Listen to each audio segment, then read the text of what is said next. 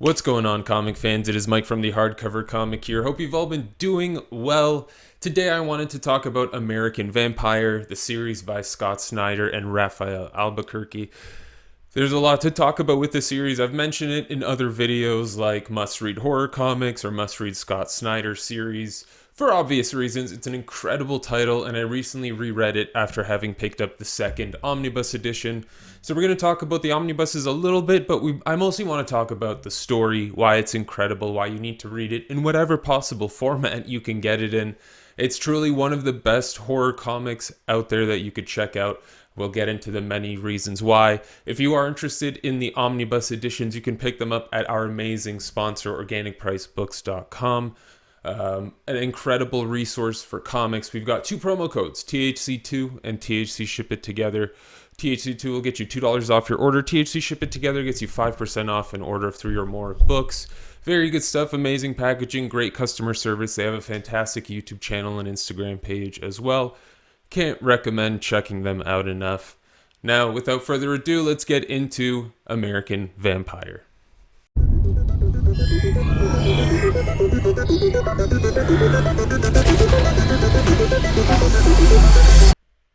I recently reread the title through the omnibus editions. There were 2 volumes collecting the entirety of American Vampire, so including the 27 issues, I think it was 27 issues of the main story arc, the couple anthology issues out there, Survival of the Fittest, some of the minis that came out, and American Vampire's second cycle in 1976, which is 11 years of work from Scott Snyder and Raphael Albuquerque. The creative team primarily stuck around for the entirety of the run, so that's always great to see.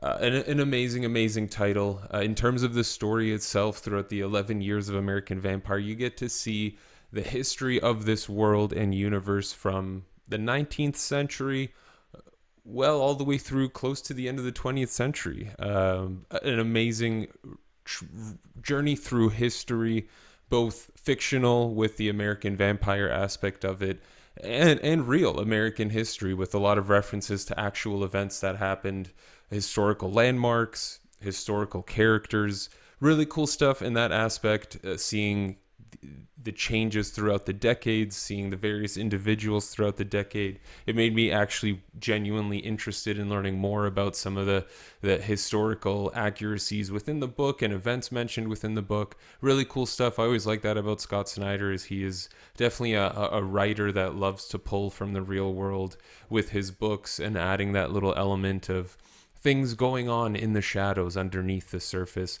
which is what makes American Vampire such a fantastic story. It feels like it's something that could have happened in our real world, beneath the shadows, where you don't know it, where there's only a handful of these malicious characters moving and causing disturbances and working through espionage means, or sometimes not, to cause chaos within various parts of the world.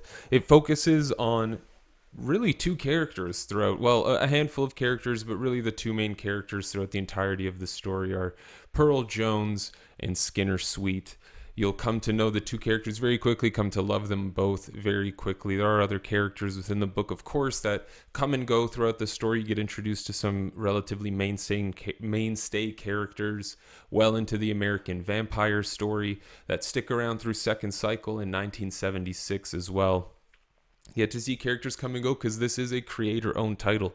It is not under the DC Marvel status quo mandate in order to make sure characters don't go away for too long, because of course they can generate a lot of money. You will see characters you know and care about undergo huge changes within this book, changes you may or may not like. You'll see them be extremely flawed, causing problems in their own lives and the lives of other individuals. But the story, I should probably have said this to begin with, the general plot of the story is there's a new kind of vampire, the American Vampire. You'll get to learn the history of how this happened, but essentially this American Vampire has evolved from the traditional European Carpathian vampire that, very, very Dracula-esque, wooden stake through the heart, holy water, cross, silver sort of thing. With the American Vampire, you're no longer worried about sunlight. You're no longer worried about wooden stakes through the heart. You've got the ability to transform a little bit as well. There's a lot of cool aspects to the American vampire evolution. And of course, with the American vampire comes the cultural aspect of America as well. Really well explored by Scott Snyder within the title. It's definitely a topic that gets touched upon often, sort of looking at a genuine, perspective of what an American vampire would be like, how the views and, morals, as twisted as they are for a traditional vampire already, how those would be different with the sort of history and culture and energy of the American mindset. Very interesting stuff. I really liked it for that reason. You've got great characters in Pearl Jones and Skinner Sweet. Neither of them is this perfect idyllic character that you can, look up to. They're normal people who have been dealt this very strange and bizarre hand.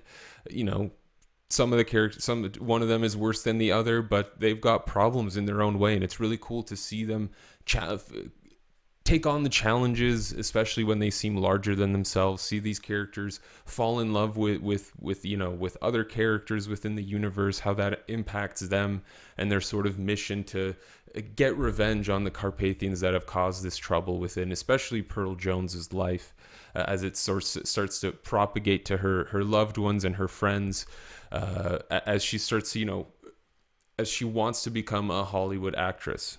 So I've really gone about this backwards, explaining a bit of the story and why you'll like the book in general for reasons outside of just the story itself. But I'll do a real brief synopsis, which is what I should have done at the beginning. Pearl Jones, an aspiring actress, on an audition one night, gets ambushed by Carpathian vampires, and things go sideways from there, and characters start getting introduced, and the American vampire starts to get introduced. I really don't want to give away more than this. It is a story that's been around for a decade, but I've gotten in trouble for spoiling things that are a decade old in the past, so I won't do it again. What's great about this title too is, like I said, it's done. You've got 2 omnibus volumes that give you a lot of really great story, a lot of really great even art progression from Raphael Albuquerque. It's interesting to see how the art style changes from him. Not that it gets worse or better. It just looks different. His art style slightly changes. His lines slightly change over the decade. So little things like that, it's kind of crazy to see. I'm kind of just shocked that this book's a decade old. It's been so long since I remember initially reading American Vampire and absolutely falling in love with it, falling in love with the characters, getting teary-eyed near the end of it. It's really a fantastic story, and it's Scott Snyder doing what Scott Snyder does best, tying in the real world with some horror thriller aspects to it, a little bit of fantasy, a little bit of fiction. It's so well done.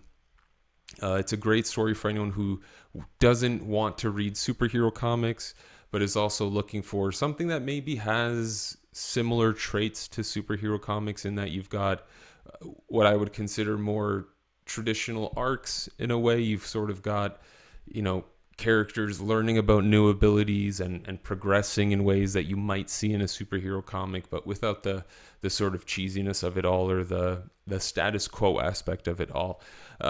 What you're seeing now, you get to see, like I said, various aspects of history. So even vampires potentially going to war, what happens in a place like Vietnam once they go to war.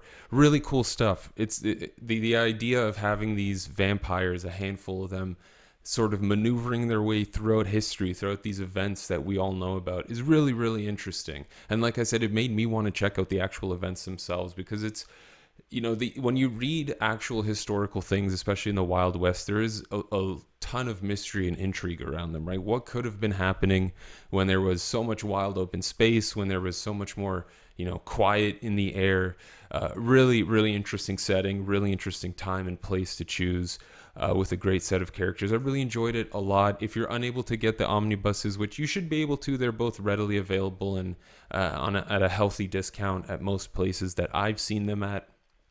So not a big problem there. I kind of feel like these Omnis may be evergreen, because it is such a fantastic story, and Scott Snyder just continues to, to rise in popularity with his creator-owned work. So I really, really recommend picking up the Omnis if you can. You get the entire story. You don't have to worry about reading orders or anything like that. You just keep flipping the pages. They're oversized, so you get to see Albuquerque's artwork in nice, oversized format. It's really, really good, really well done. There is a bit of gutter loss in the Omnibus editions, but it's a small price to pay for a 99.5% reading experience where you're not losing anything in the gutter. It's really, really well done, and I appreciate it for that a lot. There's a lot of really solid bonus content in the book as well. It's character sketches, covers, scripts, character designs, sort of the progression of a page, if you will, the progression of a cover. Really cool stuff. It's really great to get insight into, masterful creators like this who have been at this for a couple years, a decade, writing this story primarily. And it's just great. I love bonus content like this. It's nice to look through. There's so much work that goes into these comics aside from just making the issues themselves. It's hard to imagine how one wraps their head around it, but it's nice to get a peek into it with bonus content like this. If you know someone that likes horror, thriller, vampire-based comics, I really can't recommend this enough. If you know someone who you want to get into comics and you want to avoid superheroes, you want to avoid some of the more on-the-nose comics, American Vampire is a fantastic bet. Fans of The Walking Dead, if you know someone who's into The Walking Dead, you want to get them into comics, something aside from The Walking Dead, American Vampire is a great title to choose for that. The omnibuses are beautiful. You might be able to pick up the trade paperbacks or hardcovers that initially came out with the series, but it'd be a lot to collect to get the entire storyline. So I highly recommend getting the Omnis. Let me know what you thought down in the comment section below. I love this book. It's probably one of my top 10 titles within the decade, I'll say. So I'm a huge fan personally. I'm curious to know what you think. Let us know. And until next time, as always, you stay classy, Internet.